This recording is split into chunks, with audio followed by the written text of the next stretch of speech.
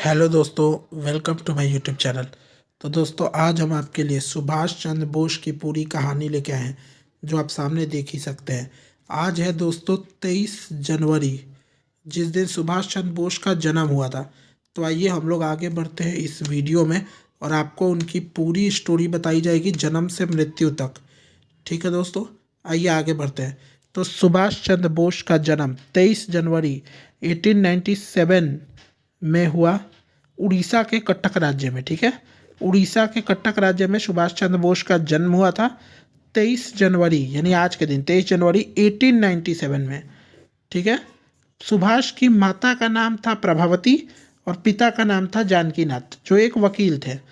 ठीक है, सुभाष चंद्र बोस की माता का नाम प्रभावती और जानकीनाथ उनके पिता का नाम, जो वकील थे। ठीक है, आगे बढ़ते हैं।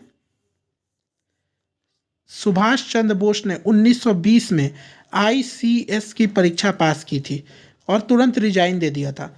तो देखिए दोस्तों, एक होता है आईसीएस जो उस समय चलता था, आजकल है इंडियन एडमिनिस्ट्रेटिव सर्विस। ठीक है, जो भी है ये आईएएस। ठीक है, और आईसीएस इंडियन सिविल सर्विसेज। तो सुभाष चंद्र बोस ने आईसीएस की परीक्षा पास की थी। ठीक है, आईसीएस की, ये याद रखिएगा, 1920 में की थी और तुरंत रिजाइन दे दिया था क्योंकि उनको भारत के स्वतंत्रता संग्राम में जाना था। ठीक है, अब बात कर लेते हैं, आगे की बात करें दोस्तों तो 1943 में आज़ाद हिंद फौज का गठन हुआ था, जो सुभाष चंद्र बोस ने किया था। और बात कर लिया जाए दोस्तों तो आज़ाद हिंद फौज सिंगापुर से स्टार्ट हुई थी, शुरू हुई थी सिंगापुर से, इसकी शुरुआत हुई थी आज़ाद हिंद फौज की। सुभाष चंद्र बोस ने आज़ाद हिंद फौज की शुरुआत की थी वहाँ से। ठीक है, सिंगापुर से। ठीक है दोस्तों, आइए आगे बढ़ते। सुभाष चंद्र बोस हिटलर से भेंट 27 मई 1942 को बर्लिन शहर में हुई थी। ठीक है, 27 मई 1942 बर्लिन शहर में हुई थी। ठीक है दोस्तों, हिटलर से भेंट, जिसमें हिटलर को ये कन्विंस कर लिए थे, लेकिन वो इसके साथ युद्ध में आना नहीं चाहता था, इसीलिए उन्हें वहाँ से जापान निकलना पड़ा। ठीक है दोस्तों, आइए आगे बढ़ते हैं। 1943 में सुभाष जापान से मिले, यानी जापान के प्रेसिडेंट से मिले थे, और वहाँ पे उन्होंने बात की थी और आज़ाद हिंद फौज को फंड करने की सहायता मांगी थी, अंग्रेज़ों से लड़ने के लिए ब्रिटिशर्स के विरुद्ध। ठीक है दोस्तों, आइए आगे बढ़ते हैं। सुभाष चंद्र बोस ने बहुत सी पुस्तकें लिखी थी और बहुत सी पुस्तकें उनकी प्रसिद्ध है, लेकिन सबसे प्रसिद्ध पुस्तक है द इंडियन स्ट्रगल। 1920 से 1942 के बीच उन्होंने ये पुस्तक लिखी थी, बोस की एक प्रसिद्ध पुस्तक है। ठीक है दोस्तों, आइए आगे बढ़ते हैं। और हाँ दोस्तों, एक और इन्फॉर्मेशन, सुभाष चंद्र बोस की पत्नी एमिली सकेल थी। ठीक है, शेकेल थी, एमिली सेकेल। सुभाष चंद्र बोस ने 1937 में शादी कर ली थी और उनकी पुत्री भी हुई थी, जिनका नाम अनीता बोस है।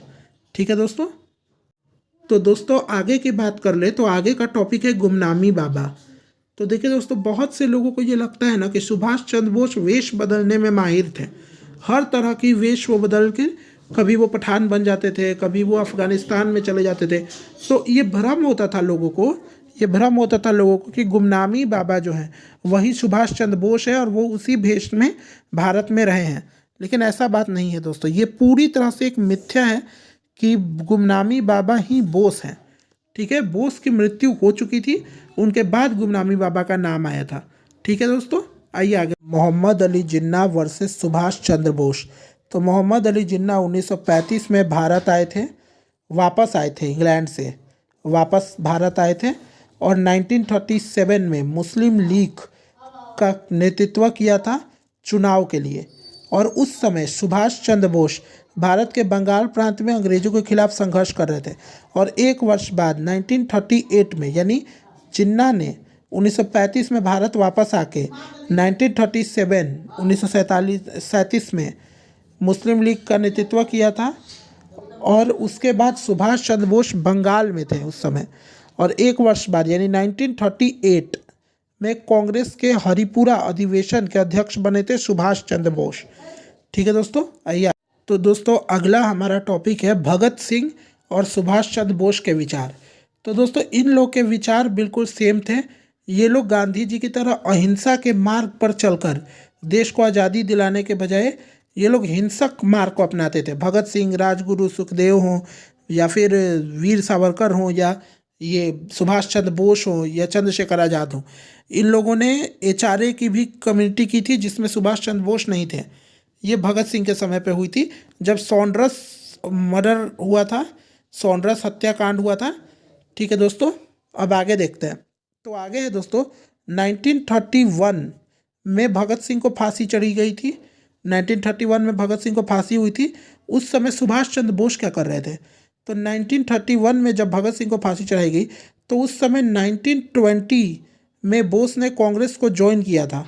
ठीक है, और 1939 में बोस ने अपनी पार्टी फॉरवर्ड ब्लॉक बनाई थी। तो यानी 1920 से 1939 तक ये वहीं पे थे, कांग्रेस में थे सुभाष चंद्र बोस। और 1931 में फांसी चढ़ाई गई थी भगत सिंह को, यानी ये कांग्रेस का नेतृत्व कर रहे थे। ठीक है दोस्तों, उस समय सुभाष चंद्र बोस कांग्रेस का नेतृत्व कर रहे थे। सुभाष चंद्र बोस की मृत्यु 18 अगस्त 1945 को ताइवान में एक प्लेन दुर्घटना के दौरान हुई थी। ठीक है दोस्तों, सुभाष चंद्र बोस की जो मृत्यु है वो 18 अगस्त 1945 को ताइवान में एक प्लेन दुर्घटना, विमान दुर्घटना में हुई थी। और ये श्योर है कि उस समय इनकी डेथ हो ही गई थी। ठीक है दोस्तों, अगर ये वीडियो आपको अच्छा लगा तो आप इस वीडियो को लाइक करें, शेयर करें। और ये थी सुभाष चंद्र बोस की पूरी जीवनी, जन्म से मृत्यु तक। और इसमें हमने कुछ इन्फॉर्मेशन भी डाली थी कि उनकी पत्नी का नाम क्या है, उनकी पुत्री अनीता बोस हैं, जिन्ना से उनकी सोच क्या थी, जिन्ना के समय पे वो क्या कर रहे थे। वो आप देख सकते हैं कि जिन्ना के समय पे वो 1938 में कांग्रेस के हरिहर अधिवेशन के अध्यक्ष बने थे, हरिपुरा अधिवेशन के। ठीक है दोस्तों, धन्यवाद।